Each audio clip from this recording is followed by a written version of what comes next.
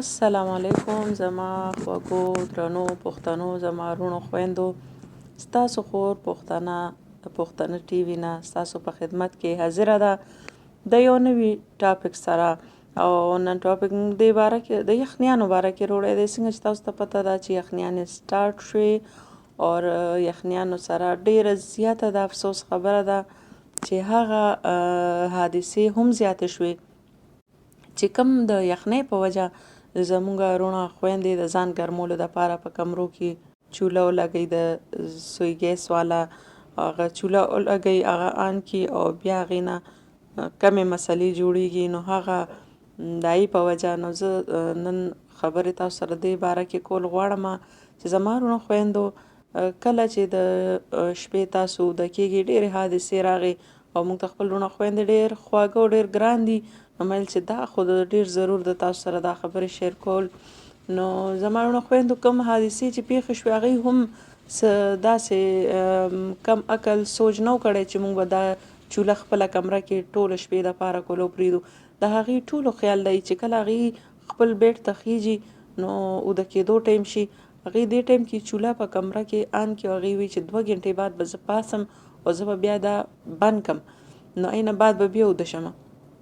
دی ویښ ناستې خو انسان په ځان باندې دونه کنټرول نی خوب ورشي سترګې ورشي او هغه ویده شي نو چې هغې ویده شي هغه چوله هم داسې پاتې شي د لوډ شیډینګ په وجه چونکې ژمی سټارټ شي نو دې کې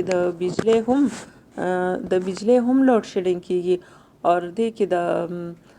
سوی ګیس هم لوډ شیډینګ راځي نو د شپه کې بجلی هم لاړه شي او هغه چوله بند شي د ګیس هم لاړ شي هغې نه چې ګیس لاړ شي چوله بند شي نو دوباره ډیر ټایم بعد هغه ګیس بیا دوباره سوی ګیس را پرېږدي نو هغه په کمره کې جمع کېږي بیا هغې سره چې کله بجلی تلي او بجلی راشي نو که دې ټایم کې کمره کې چا موبایل چارج ته ایښلی وي په چېرته کې اکثر کمره کې چې کوم واشروم یا ډریسنګ روم اکثر خلک هغې کې لایټ کولو پرېږدي د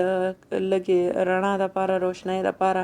نو هغه کولوي او یا داسې چارجر وغیره ایښلی شوي موبایل چارج ته ایښلی شوي نو زما وروڼو خویندو یا د څه شو ورکړی شوي کمره کې نو چې کله واپس بجلی هم پرې راشي نو د هغې سپارک سره چونکې ګیس تلی او بیا دوباره راغو نو دوباره خو هغه هم ستاسو ورته سترګې ورغلي نو بیا هغه هم داسې کمره کې جمع کېږي او چې بجلی هم راشي د هغې سپارک سره هغه ټوله کمره والوزي او ډیره خطرناکه دماکه وشي او په هغې کې موجود زموږ مشران کشران خویندې وروڼه ماشومان ډیر زیات نقصان شو نو د دې نقصان نه ځان ساتل دپاره زه دا نه وایم چې په یخنۍ کې دې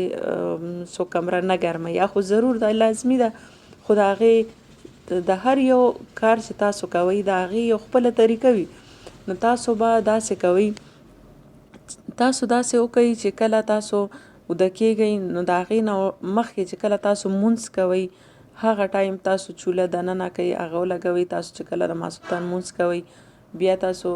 تلاوت کوئ تاسو بیا خوراک کوئ تلاوت کوئ لمونځ کوئ یعنی چې ټي وي ګورئ چې تاسو ته پته وي چې موږ لا لګیا یو کور کې ګرځو یا څه کارونه کوو نو دې ټایم کې په کمره کې بالکل تاسو چوله کېدئ هغه ولګوئ کمره پې ګرمه کوئ خو بیډ ته به خطو او کمبل په ځان باندې راچول دا کار به در هغې پورې نه کوئ چې در څو پورې تاسو هغه بند کړي نی په خپل لاس باندې بیډ ته ختو نه مخکې یعنی ډیر خلک ویده کېدو له ورشي خپل بیډ ته بیا وایي زه به لږ ټایم بعد پاسم او زه به دا بند کړم او دې کې د هغې سترګې ورشي نو ټولې حادثې په دې وجه باندې راغلي دي نو تاسو بیډ ته ختو نه مخکې لاړ شئ چوله بند کړئ کمرې نه بهر کړئ یا د هغې خپل یو وال هغه تاسو واړوئ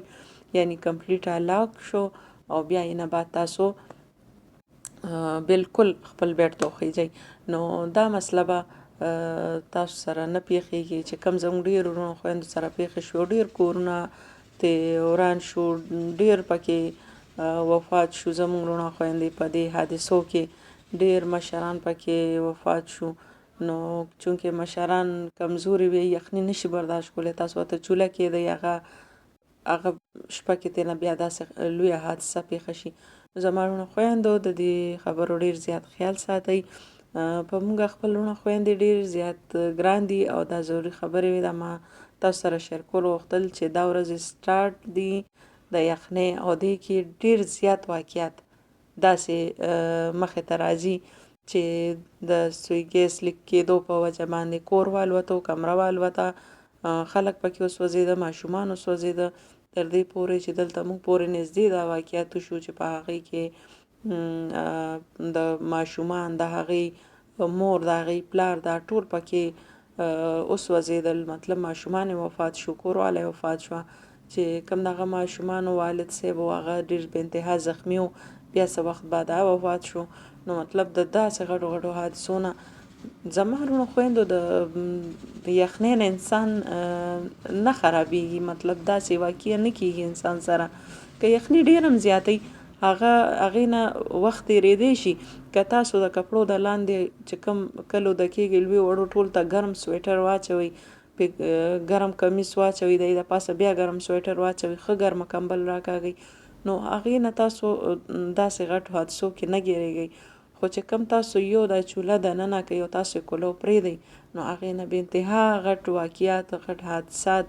مخې ته راځي. نو ښه دا ده چې تاسو دې ټایم کې لږ سوچ نه کار واخلئ او ډیر زیات احتیاط وکئ. ستاسو د بچو ستاسو د مشرانو زندگی ډیره زیاته قیمتي ده او د زندگی ډیر خیال وساتئ، ډیر قدر وکئ. او دې سره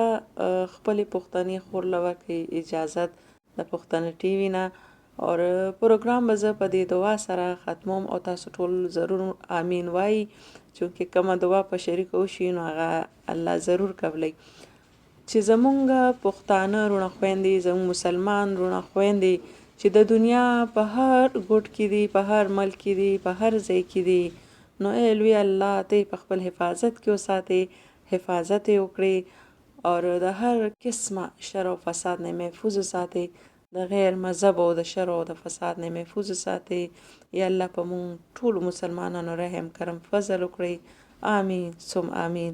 په لوی الله سپارم د الله په امان.